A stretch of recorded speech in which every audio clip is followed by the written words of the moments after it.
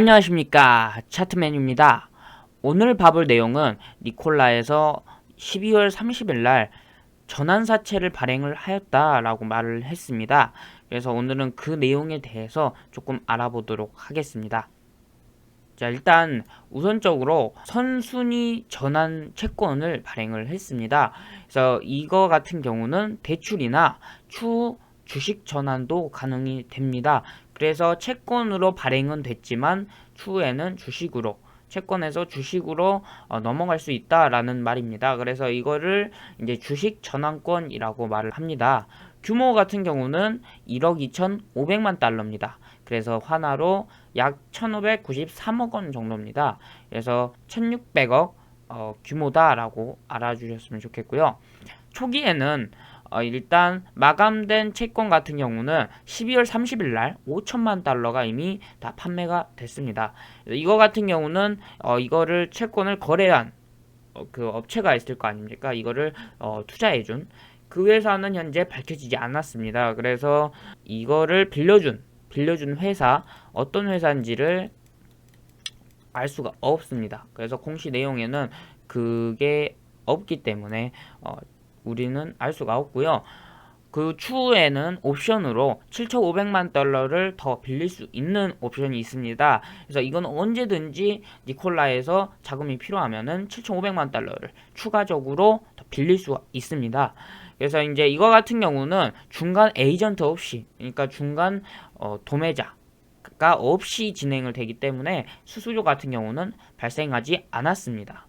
그리고 이율 같은 경우는 연간 5%입니다. 지금 고금리 시대잖아요. 그 금리를 따졌을 때 5%면은 굉장히 괜찮고 메리트 있는 이율이다라고 보시면 될 것 같습니다. 그래서 제가 이 1억 2,500만 달러를 연간 5% 기준으로 계산을 해봤는데 이자가 대략 80억 원이더라고요. 그래서 원리금을 보면은 이제 대략 1억 3천만 달러 이 수준이지 않을까 생각이 듭니다. 80억이다 라는 점. 그리고 특이사항 같은 경우는 우선주로 발행을 합니다. 보통주로 발행을 하는 게 아니에요. 그리고 추가적으로 7,500만 달러 규모의 채권, 이게 판매 완료 전까지 얘네가 판매 주식의 20%를 주식 행사 권리를 갖게 됩니다. 제가 보는 거는 이제 저점 플러스 이자율, 그러니까 시가총액을 봤을 때 판매 주식이 20%면은 대략 2천억이 좀 넘는 금액입니다. 그래서 얘네가 지금 빌려준 금액보다 조금 더 높게 잡았는데 그 이유가 이 이자율과 저점 금액, 저점 기준 금액이 포함이 되지 않았나 싶습니다. 그래서 판매 주식의 20%를 주식으로 잡은 것 같습니다. 그래서 이 판매 주식의 20%를 나중에 주식으로 전환을 할 수 있게 됩니다. 그 다음에 이제 공시된 부분에서 세부 정보를 보도록 하겠습니다. 일단 주식 발행 가능 수량이 8억 주입니다. 8억 주. 그리고 현재 발행 완료가 됐거나 곧 이제 예정이 된 수량 같은 경우는요, 5억 주가 조금 넘습니다. 5억 주가 현재 조금 넘는 상황이고, 이제 전환사채 발행 예정 수량 같은 경우는 1억 5,700만 주 정도 됩니다. 그래서 이게 대략 판매 주식이 20%다라고 보시면 될 것 같습니다. 20%. 그리고 이제 이자를 납입을 해야 되잖아요. 그래서 얘네가 이자를 어떻게 납입을 할 건지 보도록 하겠습니다. 23년 4월 1일 이후부터, 그러니까 3개월이 지난 후요.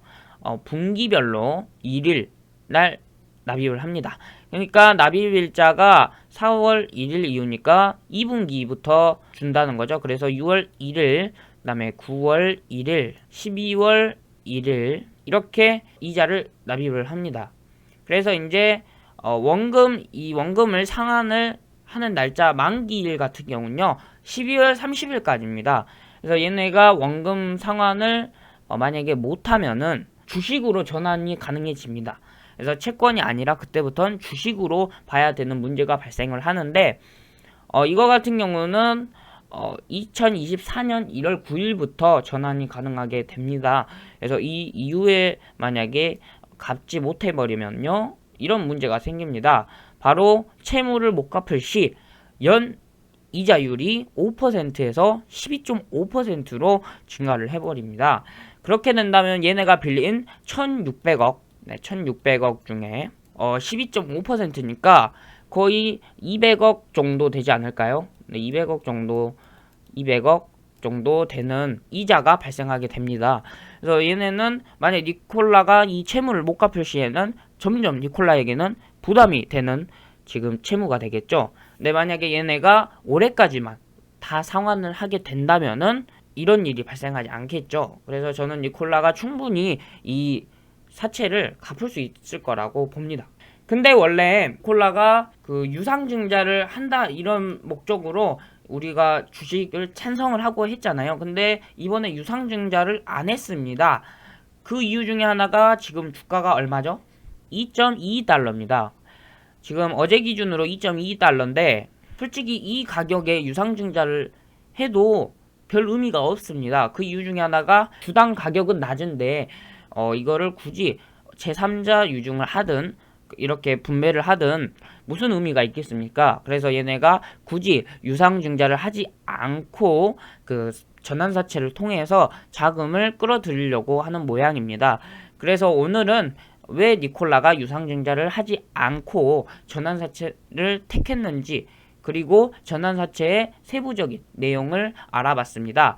이 전환사채에 대한 공시 내용은 제가 커뮤니티나 카페에 사진을 통해서 올려드렸습니다. 그리고 카페에 가시면은 더 자세한 니콜라의 전환사채 관련 내용 여러 개 제가 올려놨습니다. 그걸 참고하시고 궁금한 점은 댓글을 통해서 물어보시면은 제가 바로 답을 드리고 있습니다.